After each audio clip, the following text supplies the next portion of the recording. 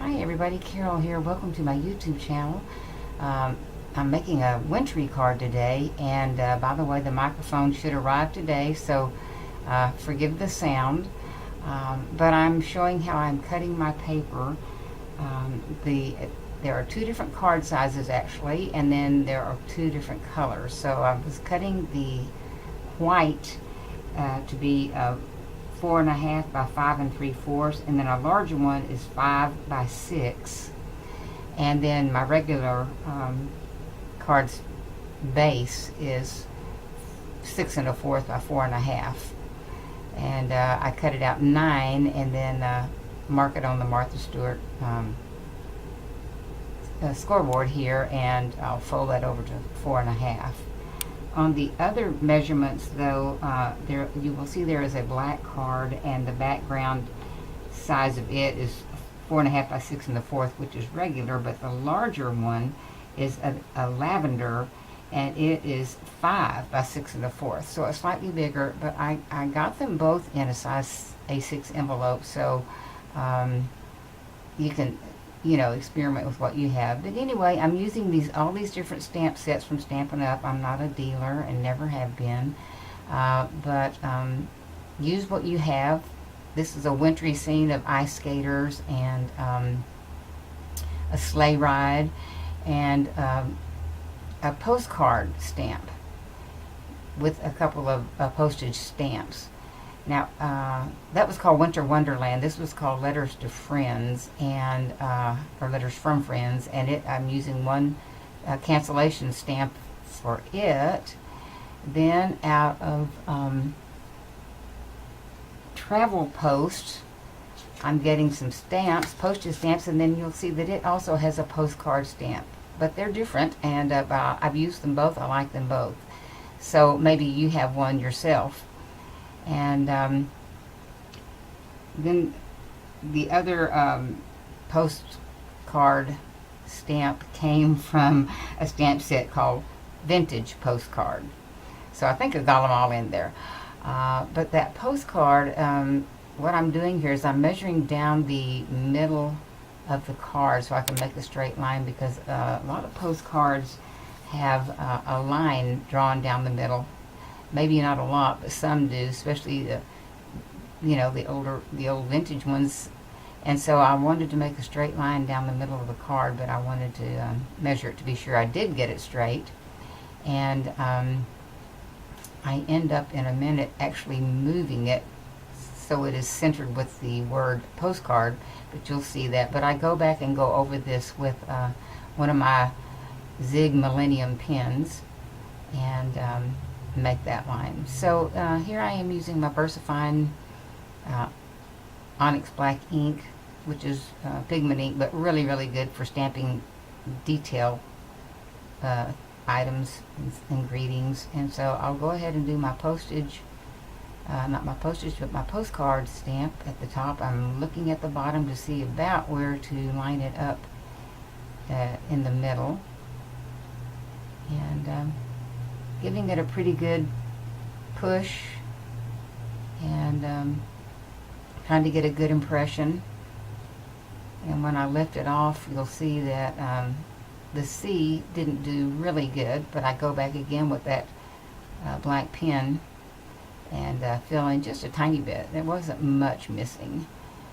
And then I'm inking up this Winter Wonderland stamp with the ice skaters and the sleigh ride. And again, really push it hard and hold it down for a while to try to get that ink to transfer and really make a good impression. As it turns out, it didn't do really good right about where the horse was, the back part of the horse, and a little bit of the tree up above that horse. But I decided to stamp it again, try another card. So I made a lavender card and a black card. They're the background colors of this size. Then, or actually that was the large one right there. And then you can tell this one's slightly smaller, and I make a lavender background and a black background. So I ended up making 3 cards. But this time I think, okay, I'm going to really try harder on this one. Do it first, then the postcard stamp.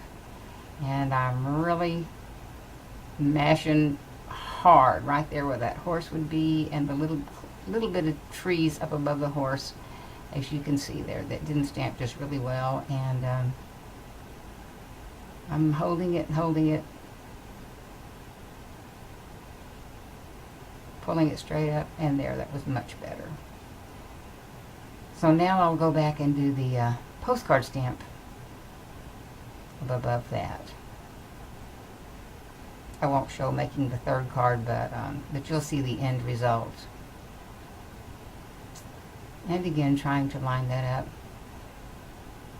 The reason I have the scene, the main scene, moved over to the left is because I'm going to come back and put some postage stamps on the right hand side. And I realize that is probably not where the postage stamps really go, but I'm just trying to be a little artistic here. So artistic license there. And so now I'm going to go back and draw those lines. And then I changed my mind. And decided to do it on that other card. And turn it over. And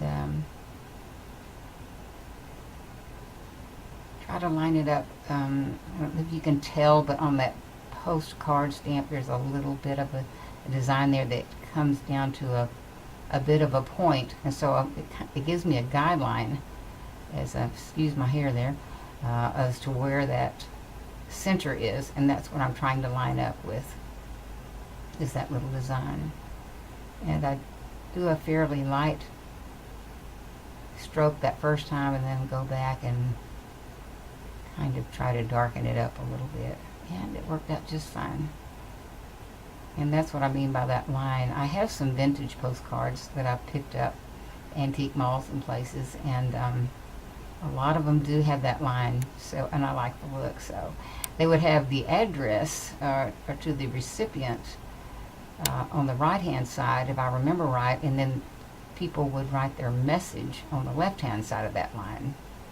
You know, "Hi, I wish you were here," that type of thing. So then I had this to from stamp that only had the word from on it. Somehow I took the to off, and I don't know where it is, but anyway, and that's just to add a little interest. Of course, you could write your name down there if you wanted to, but it goes with the letter look, you know, to somebody and from somebody. And then I start stamping these stamps. I had another stamp picked out that's larger than these, and decided not to use it, but I was going to really pile them on there. The next one has two stamps on it. One of them might actually be a cancellation stamp, but it's just the look that I'm going for here. And there's just something about stamps, that I think are really neat looking.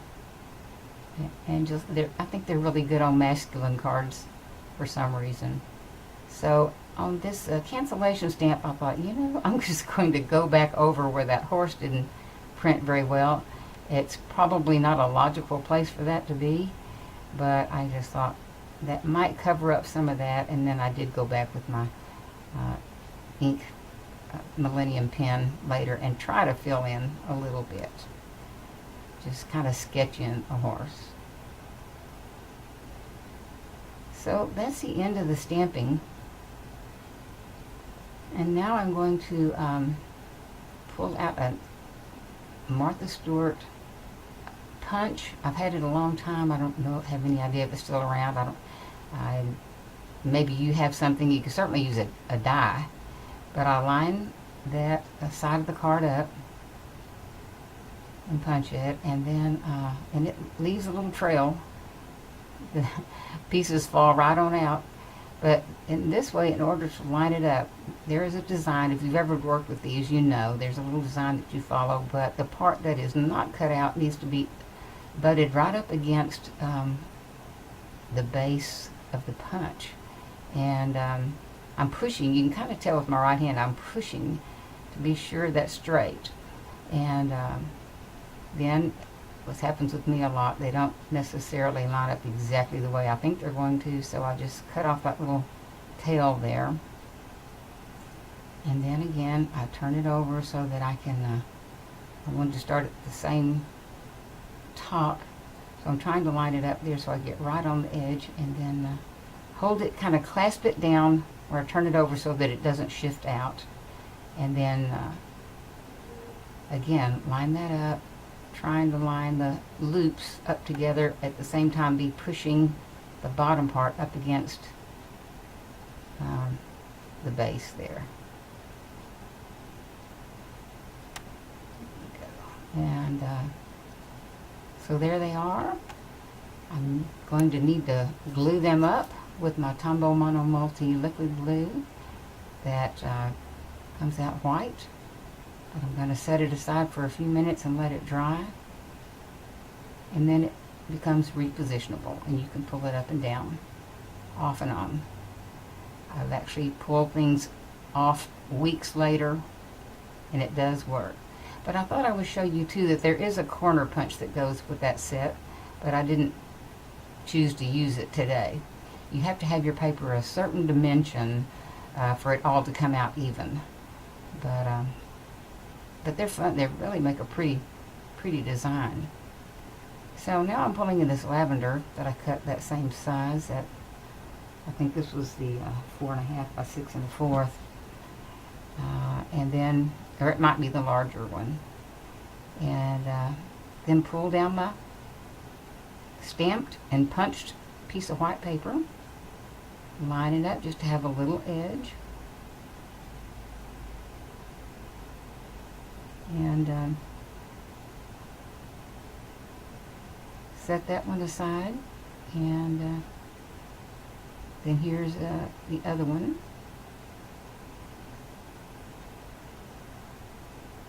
I believe it's the larger one, but I can't tell for sure till I see them side by side. And line this one up too.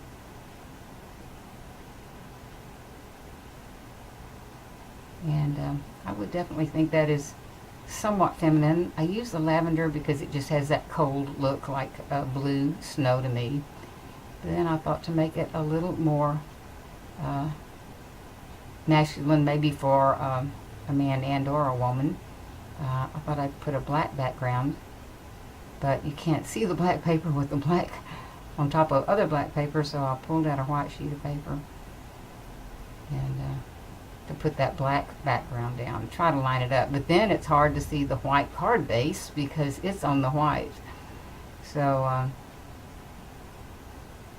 when I picked it up, I saw that I had not gotten it completely even. I could see a white edge there on the left hand side. So again, the repositionable comes in handy here. But eventually we get it on there and straighten it up.